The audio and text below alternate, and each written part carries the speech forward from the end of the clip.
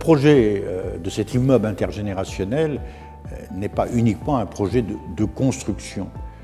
C'est un projet qui est le résultat d'une réflexion qui est partie, bien sûr, de CIPEA, de la ville de Poitiers, mais surtout, essentiellement, des habitants, de personnes âgées réunies dans une association, l'association Espoir, autour de la maison de quartier, qui ont réfléchi tout simplement aux problématiques, aux urgences à régler pour les personnes âgées. C'est la politique que nous souhaitons dans les quartiers et dans le cadre de la rénovation urbaine. Rénover des bâtiments, mais donner du sens à cette rénovation. Et le sens, dans cette résidence, était de pouvoir construire une résidence qui accueille à la fois des personnes âgées, des personnes handicapées, mais aussi d'autres résidents, d'où le nom résidence intergénérationnelle. Bien, comme nouveau président de CIPEA Habitat, j'ai découvert ce projet il y a maintenant 1 an, lors de ma prise de fonction. C'est effectivement un projet unique en France, mais je voudrais rappeler dans un premier temps que l'immeuble René Amand devait, dans le cadre de la rénovation urbaine, être déconstruit. Et son destin a été tout autre. Les habitants et la municipalité peuvent se féliciter de cette conclusion heureuse d'évolution pour cette résidence. La réhabilitation dans un quartier, ça n'est pas simplement que faire un joli bâtiment. C'est réellement construire un morceau de la ville, c'est vraiment construire, participer à la vie dans les quartiers, pour les habitants, avec les habitants. Écoutez, le lundi de Pentecôte 2006, quelques locataires de cet immeuble ont fait appel à la CLCV, qui est une association de locataires, suite à un article de presse où ils avaient été plutôt choqués d'apprendre par la presse qu'on voulait imposer dans cet immeuble une charte de solidarité. Et le problème pour eux, c'était que la solidarité, ça ne s'impose pas, ça se vit, et ça existait déjà dans leur immeuble. Alors si vous voulez, le rôle de la CLCV, c'était de leur expliquer la différence qu'il y avait entre une résidence intergénérationnelle, un foyer logement ou une maison de retraite. C'était peut-être dommage de refuser un projet, car pour la CLCV, c'était tout de même un projet innovant pour le présent et surtout pour les générations futures. Les habitants se sont beaucoup investis dans ce projet, d'autant plus qu'ils ne voulaient pas voir une charte de solidarité pensée et écrite sans eux. En 2011, l'association L'Espoir a été créée. Sa présidente, Fernande Cormier, qui est une femme ouverte, très sincère, s'est engagée activement dans cette démarche, les habitants souhaitant voir se développer l'entraide qui existait déjà sur le quartier, ressentaient aussi le besoin de locaux communs.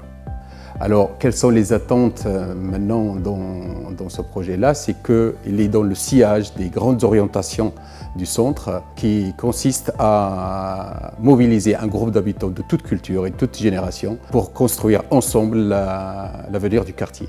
Et donc l'enjeu, c'était que de toute façon, il y ait de la rénovation parce que, en tout cas, qu'il y ait des choses qui s'améliorent pour la vie des habitants qui étaient dans cet immeuble. Ça, c'était le premier enjeu. Le deuxième enjeu de la rénovation de cet immeuble, c'était de voir est-ce qu'une rénovation, à la place de la démolition, pouvait permettre à des habitants qui n'avaient pas forcément des revenus très élevés de pouvoir continuer à vivre ici.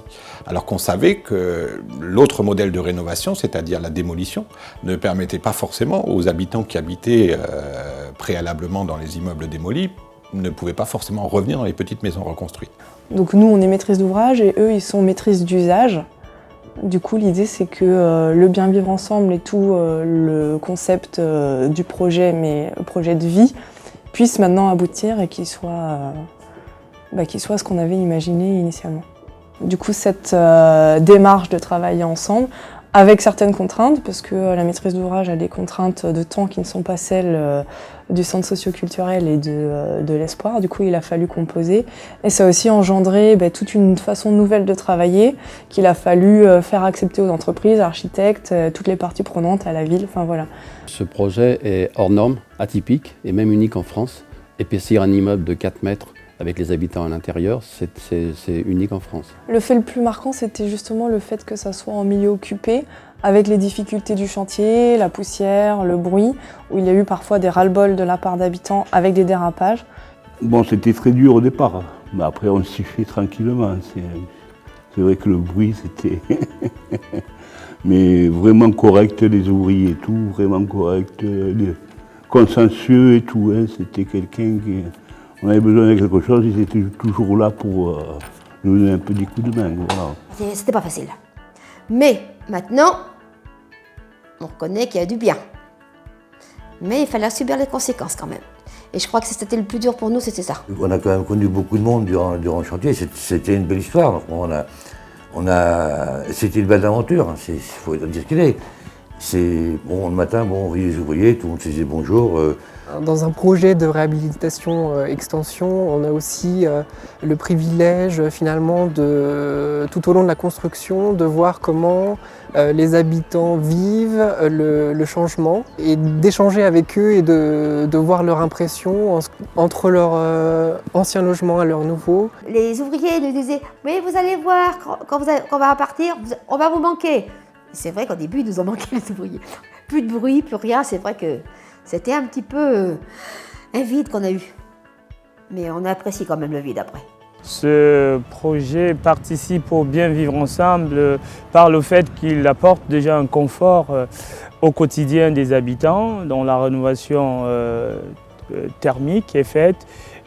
Certains appartements ont été agrandis, donc les locataires s'y plaisent à l'intérieur. Le fait d'être épanoui chez soi permet d'entretenir des relations de bon voisinage. La dimension économique est double, puisque nous avons injecté 17 millions sur le territoire, donc 40 compagnons ont pu travailler pendant plus de 2 ans à temps plein sur le territoire, c'est bien pour l'économie du bâtiment, mais l'enjeu économique est fort aussi pour les locataires, puisque nous avons, par le modèle économique, réussi à maîtriser la quittance de balle pour les habitants qui peuvent, même avec des ressources faibles, pouvoir profiter de ce bâtiment performant. Nous, on est contents de ce qu'on a, parce que, bien que beaucoup ne soient pas d'accord avec moi, parce qu'on a quand même quelque chose qui est bon, on a beaucoup plus grand, on a les vitrages, les volets, on a l'ascenseur qui est bon, qui sert du... Puis bon, on a quand même un confort qu'on n'avait pas avant, puis bon, il faut dire aussi qu'on a... un loyer qui est quand même raisonnable avec ce qu'on a maintenant. Et quand je suis arrivé ici, ici c'est mieux par rapport à mon fauteuil, je peux circuler partout et c'est bien accessible aussi. La différence entre avant les travaux et après les travaux, c'est que c'est plus grand, c'est plus lumineux, c'est mieux isolé, c'est plus joli, il y a plus d'espace. Surtout pour les gens qui ont des enfants, c'est 10 fois mieux. Si, il y a des changements, parce que Couronne-Rue, c'est un peu bruyant, et ici, c'est très calme. Et par rapport au logement où j'étais avant, ici, c'est bien aéré, bien isolé, et bien tranquille le soir, on n'entend pas de bruit. Attendre quelque chose, être déjà bien avec les voisins. Une salle conviviale, c'est super, surtout dans les résidences. Et pour déjà se regrouper entre voisins et tout, se connaître, apprendre des choses que certains ne connaissent pas, apporter nos savoirs, voilà. Au niveau de changement d'appartement et de quartier, mes enfants auraient voulu qu'on dise quelques jours après « Ah, si j'avais su ». Quand ils sont venus quelques jours après qu'on était juste emménagés, « Alors, est-ce que ça va ?» Alors, tous les deux, ça a été le cri du cœur. On est aux anges, c'est parfait. Aucun regret, on n'y pense même plus. Et c'est la vérité, hein. La seule chose que je regrette, c'est Fernande. Ce projet qui a mis presque 10 ans à être totalement réalisé depuis les premières études, nous a amenés tous, chacun des collaborateurs de l'entreprise, nous a tous amenés à penser autrement notre manière de faire notre métier. Et je crois qu'aujourd'hui, les habitants nous le disent, ils ont apprécié cette capacité à travailler avec eux pour faire ce projet et pour réhabiliter les immeubles comme ils le souhaitaient et qu'ils soient bien dedans.